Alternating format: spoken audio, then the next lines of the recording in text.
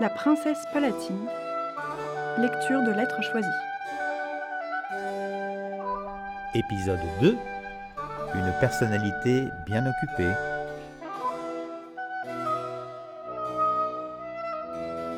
À quoi pouvaient bien ressembler les journées de la princesse palatine à la cour de France ?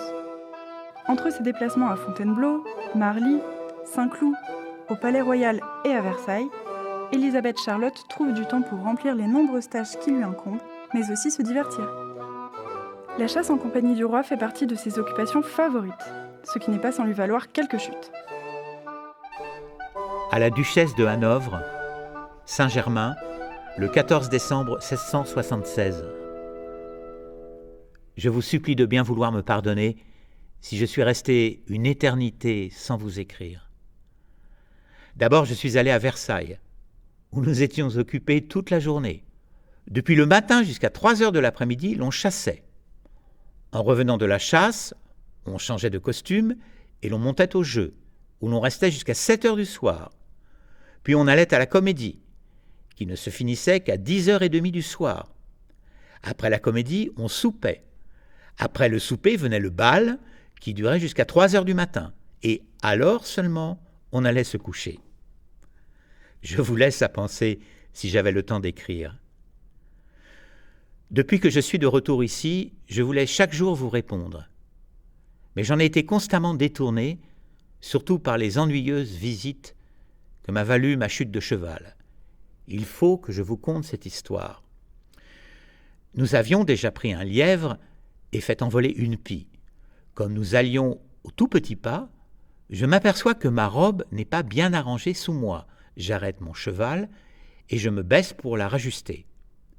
Mais tandis que je suis dans cette posture, voilà qu'un lièvre part et tout le monde se met à sa poursuite. Mon cheval, qui voit courir les autres, veut les suivre et fait un saut de côté. J'étais déjà à demi désarçonné. Ce saut me fait quitter presque tout à fait la selle, dont je saisis vivement le pommeau sans dégager mon pied de l'étrier, espérant me remettre d'aplomb. Mais au moment où je saisis le pommeau de la selle, les rênes m'échappent et je crie à un cavalier qui était devant moi d'arrêter mon cheval.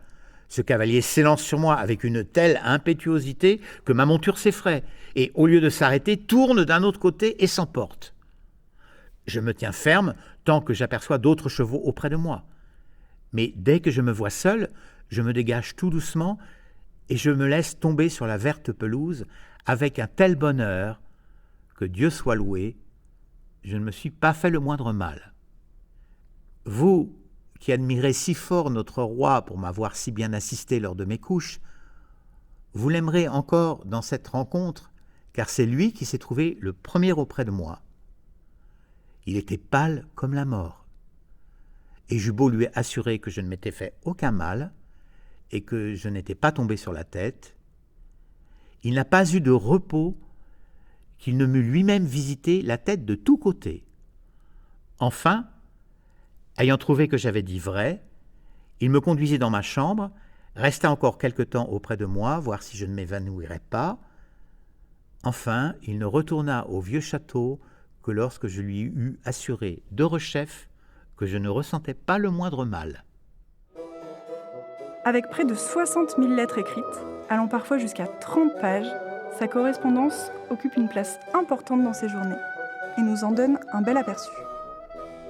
À la Rograve Louise, 5 mai 1709.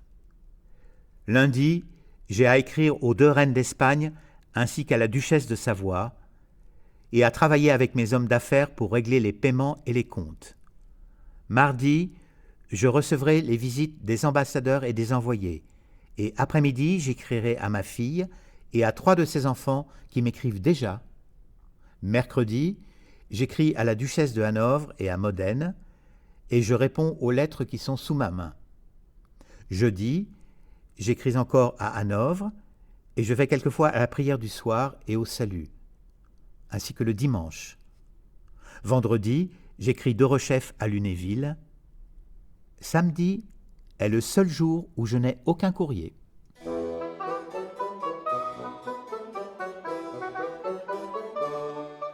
En tant que belle-sœur du roi, puis mère du régent, Madame est parmi les premières femmes du royaume. Sa position de princesse allemande à la cour de France fait également d'elle l'hôtesse des émissaires étrangers.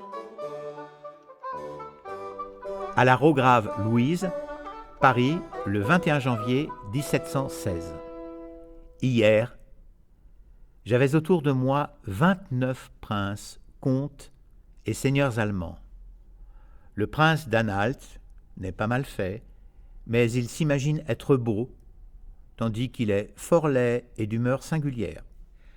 Chaque jour, la Ratsamhausen lui conte une autre bourde. Il est amoureux d'une des filles de mon fils, mademoiselle de Chartres.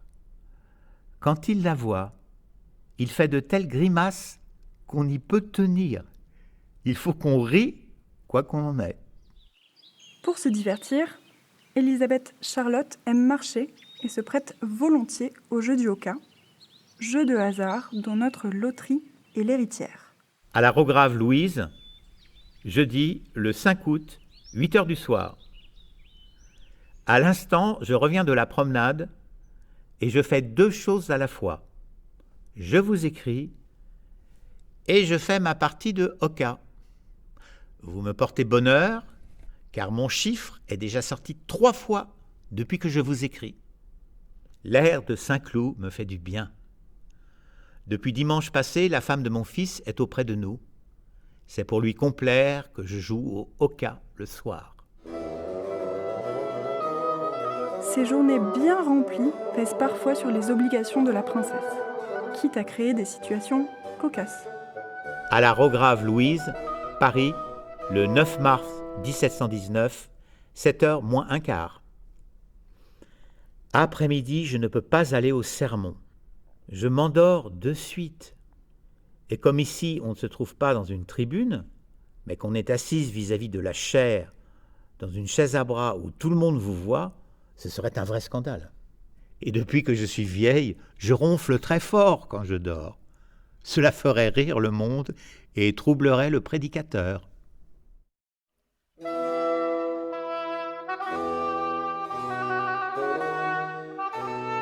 La ville de Saint-Cloud vous a présenté une série de podcasts réalisés par le Musée des Yvelines en partenariat avec le cinéma-théâtre Les Trois Pierrots à l'occasion de l'exposition La Princesse Palatine, la plume et le soleil, produit grâce au soutien de l'association des Amis du Musée de Saint-Cloud. Réalisation Clara Bappel, Margot Thomas. Création sonore et mixage Colombine Jacquemont. Voix avec l'aimable participation de Pierre Jacquemont, directeur du cinéma-théâtre Les Trois Pierrots, et Clara Bappel, responsable du développement des publics et de la programmation au Musée des Yvelines. Exposition à découvrir au Musée des Yvelines et bien plus sur notre site musée-saintcloud.fr, nos réseaux sociaux Facebook et Twitter.